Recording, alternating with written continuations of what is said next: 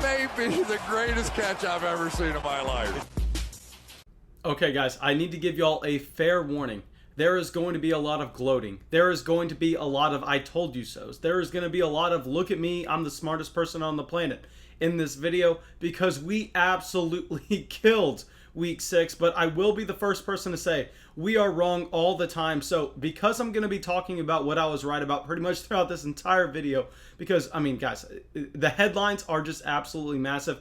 What I need y'all to do is please go to the comments and leave a comment of the dumbest thing I told y'all leading into the week. That way we can try to keep this grounded, keep any new listeners to the channel knowing that, yeah, we know we are wrong a lot, but guys, we looked real good this week. So please go to the comments, leave the dumbest thing that I told you last week, because there are going to be some dumb things, especially with everyone I told to start Alexander Mattison.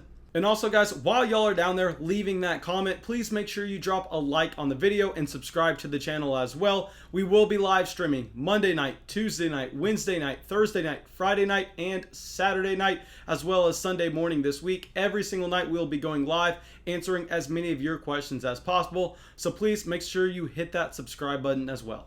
But let's get into our first lesson, and our first lesson is just about an entire offense, and that is the Tennessee Titans are legit.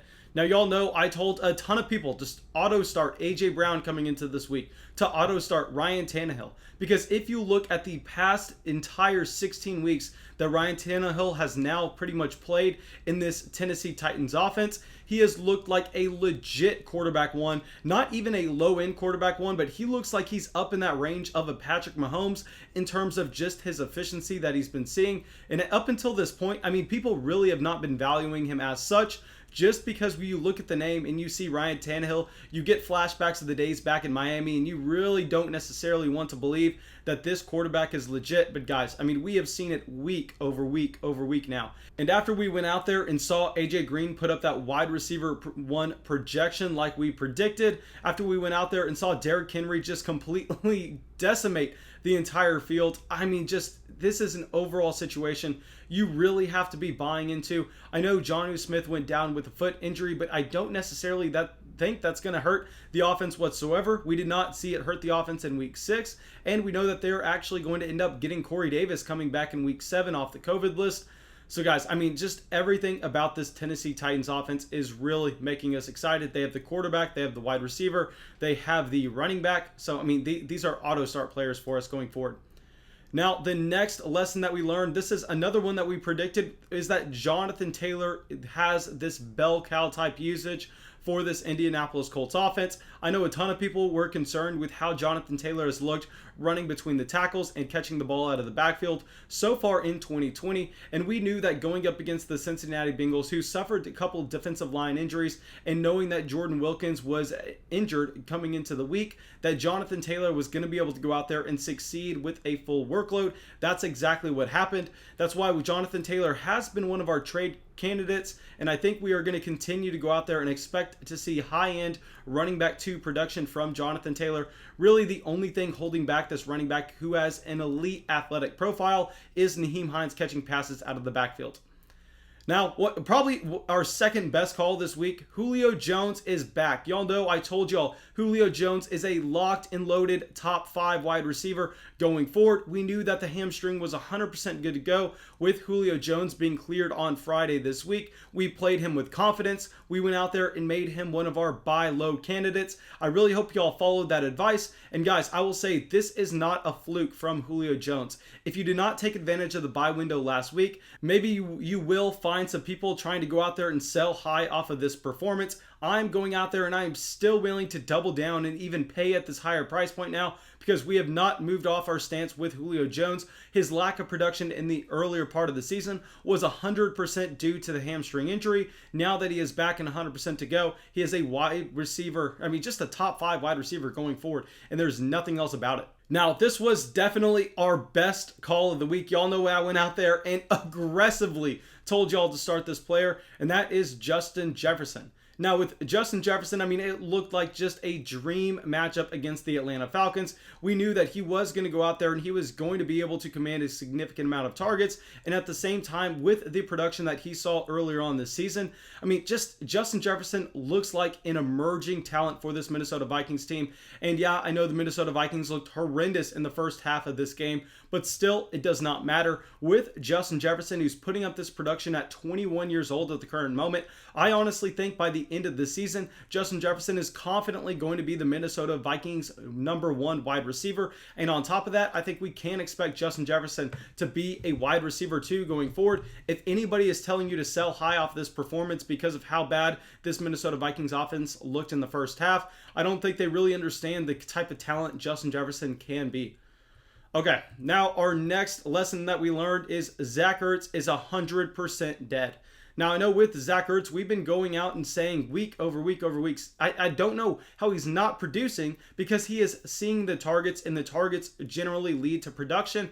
But another game where he saw 10 targets, still was not able to go out there and put up that elite fantasy ceiling. But if your tight end gets 10 targets in a week, you're at least expecting somewhere in the range of 70 to 80 yards. You're expecting about 6 catches and hopefully a touchdown. I mean, Zach Ertz going out there providing none of that. If anything, I am just trying to sell low here for any value that I can get, knowing Dallas Goedert is going to come back soon, knowing that Dallas Goedert is definitely going to be the tight end 1 on the Philadelphia Eagles going forward.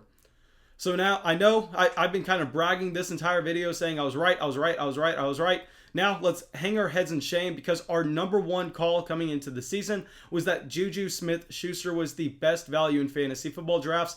And after seeing the just Pittsburgh Steelers offense look so good this week and seeing Juju Smith-Schuster provide you nothing, he is a player that you cannot drop, but you cannot start anytime soon.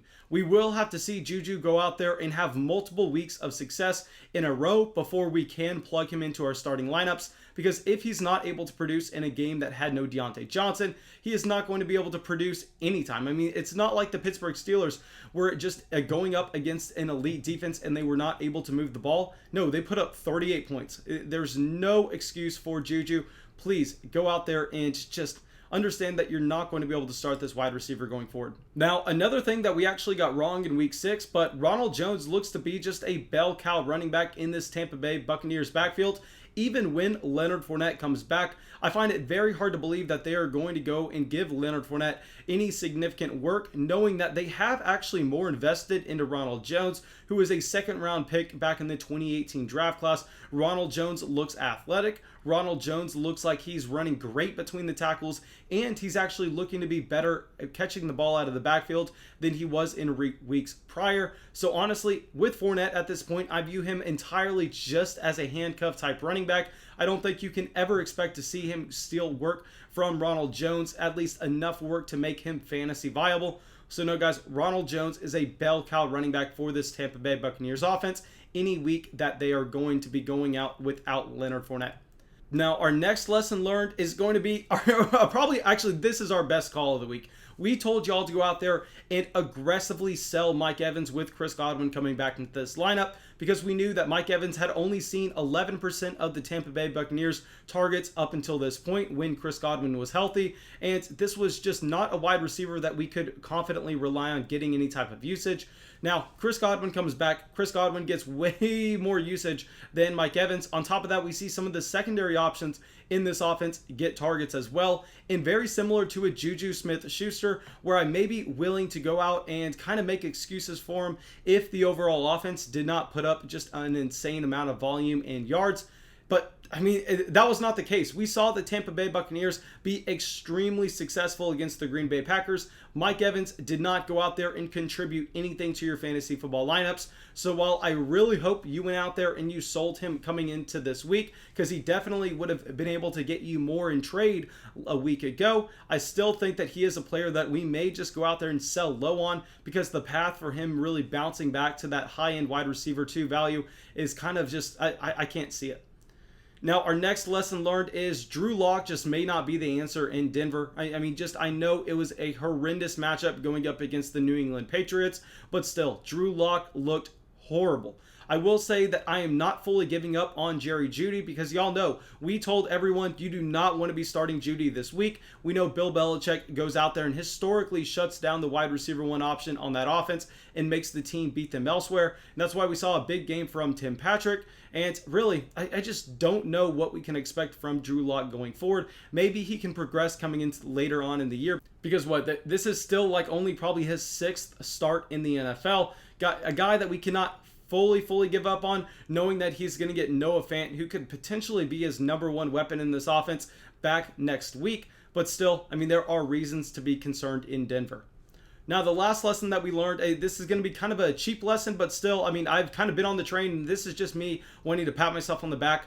George Kittle is the tight end 1. I mean, he looks to be by far and away the most valuable tight end for any NFL franchise. He looks like he's going to be the most valuable tight end for any fantasy football team. I mean, just a guy that we are extremely excited about in 2020. I know that the San Francisco 49ers offense is not going to be able to go out there and put up the production that we are going to see from a Kansas City Chiefs-led Patrick Mahomes. But still, George Kittle is just such a pivotal player in San Francisco that they are just funneling their offense through him. And any week that he is healthy going forward, George Kittle is going to be a tight end 1 overall. But thank you guys. I really hope y'all enjoyed the video. I really hope y'all got something from it. As always, please make sure you drop a like, comment, and subscribe. We will be uploading anywhere from 3 to 4 videos every single day, as well as going live every single night. No Fantasy Football Channel streams more. Nobody Fantasy Football Channel works harder. Y'all are at the right place. But yeah, thank you. That's all I got for y'all, and have a great day.